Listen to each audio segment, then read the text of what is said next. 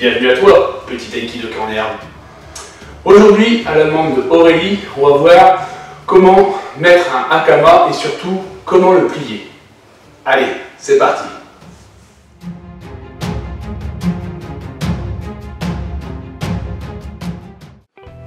Donc maintenant, pour mettre son hakama, donc j'enlève tous les liens.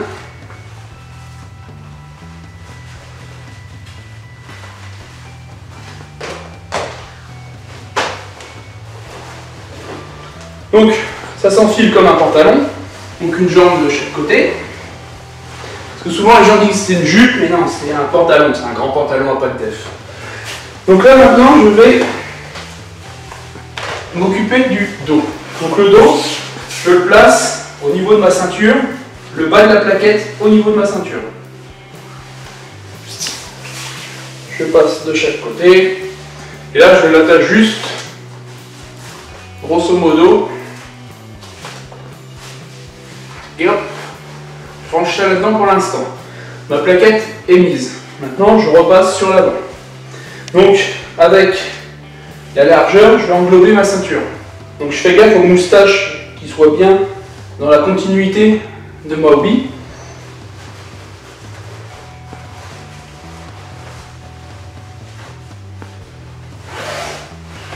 Donc, on passe la sangle par-dessus la ceinture et la moustache.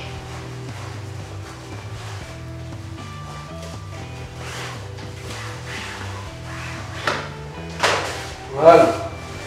Donc là, le revers du hakama est passé derrière ma ceinture, ce qui fait qu'il est déjà maintenu. Maintenant, je prends les deux sangles de chaque côté et je vais les passer le long de ma ceinture. Je les croise dans le dos. Je reviens devant moi et là je vais passer sous le nœud de la ceinture. Donc je fais un nœud. Hop, on serre bien. Et là je refais pareil. Donc la sangle passe sur ma ceinture. Et là, j'englobe. Pareil de l'autre côté, la sangle passe sur ma ceinture. Et j'englobe.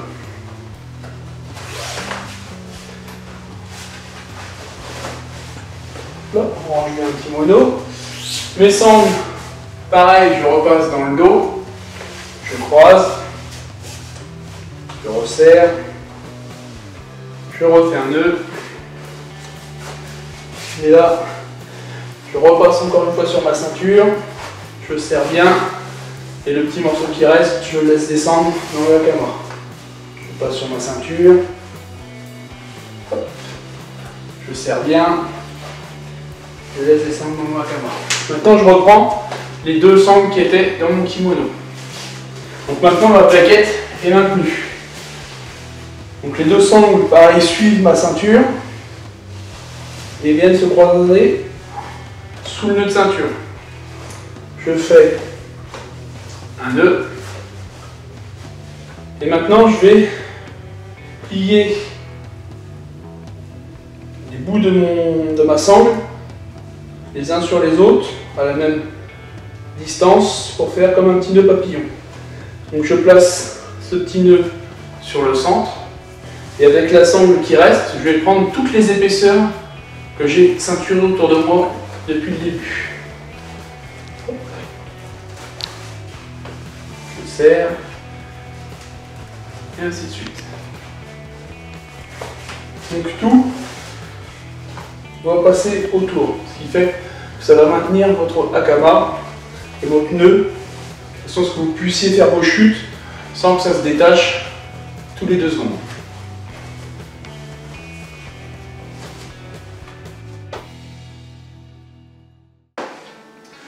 Donc voilà, les plis tombent bien, tout mon ceinturage est maintenu. Donc certaines personnes laissent les moustaches prendre devant du hakama. Personnellement, j'aime pas trop, c'est des coups à se prendre dedans, donc je les enroule et je fais le petit nœud papillon. Donc voilà, tout est maintenu sur les côtés, la plaquette est bien maintenue, elle ne vaille pas. Donc là, je suis prêt à attaquer ma séance.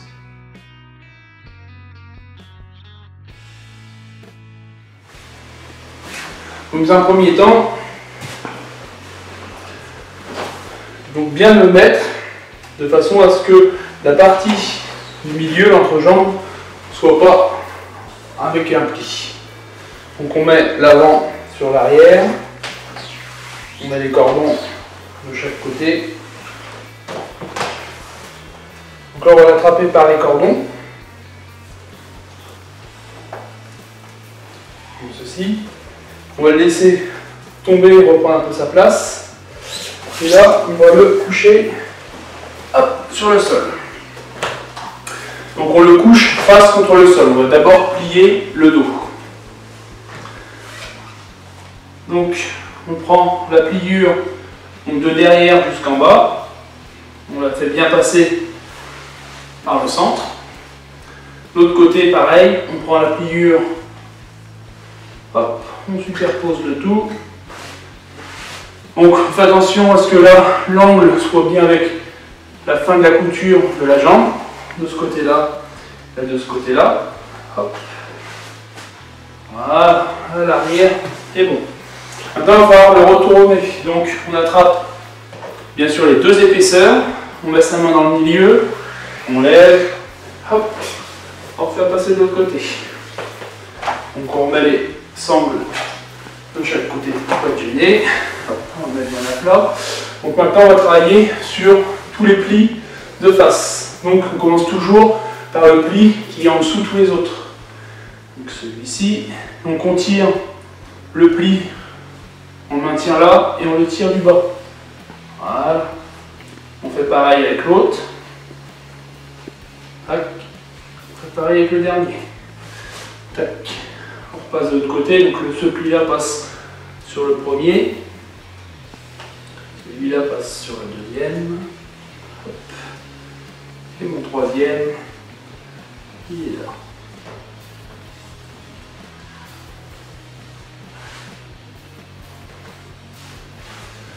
Une fois que mes plis sont bien alignés, j'attrape le côté et je replie jusqu'au milieu. Je fais pareil de l'autre côté, j'attrape et je replie jusqu'au milieu. On le lisse bien. Maintenant je vais attraper le bout et venir le refermer jusque en haut. Je recoupe au milieu. Hop. Maintenant ça fait un beau petit carré bien lisse. Maintenant je vais m'attaquer aux sangles. Donc on commence par la plus grande sangle et on va faire des diagonales en fait. Donc faire passer d'un angle à l'autre. Donc, je ne vous dis pas le nombre d'allers-retours, ça dépend en fonction de votre hakama. Il y a des sangles qui font 2 mètres et des sangles qui font 3 mètres. Donc voilà, le tout c'est d'arriver à faire que ces sangles passent bien cette diagonale et qu'il ne reste pas un tout petit morceau ou un qui dépasse. Bien réussir à faire la traversée. On prend l'autre, pareil, la grande, on fait ces diagonales.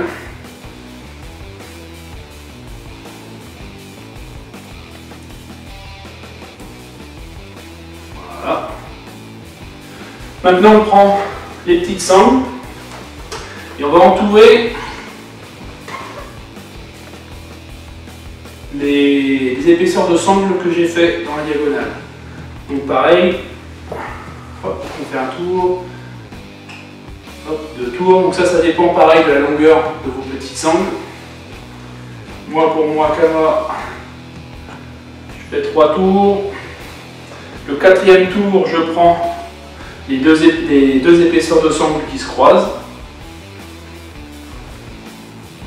Je repasse dessus et là maintenant je pars sur l'autre sangle, toujours en entourant. Quand il reste un tout petit morceau, je viens le ranger dans la sangle qui vient de passer au-dessus. Je fais pareil avec celui-là. Je prends les sangles. Un tour, 2 tours, 3 tours. Mon 4e tour, je prends le milieu, je fais un tour, je pars sur mes diagonales, un tour. Le petit morceau, je viens le remettre en dessous le premier.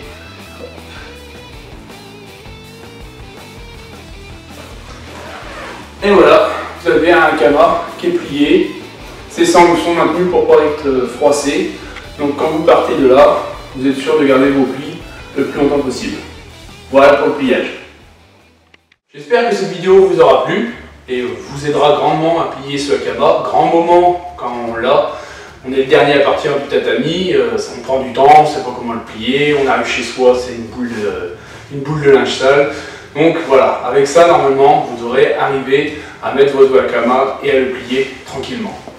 Donc j'espère que cette vidéo vous aura plu, aura répondu à toutes vos attentes et j'espère qu'Aurélie ça te sera utile. C'était Nico du Bushikaido, à bientôt sur les tatamis.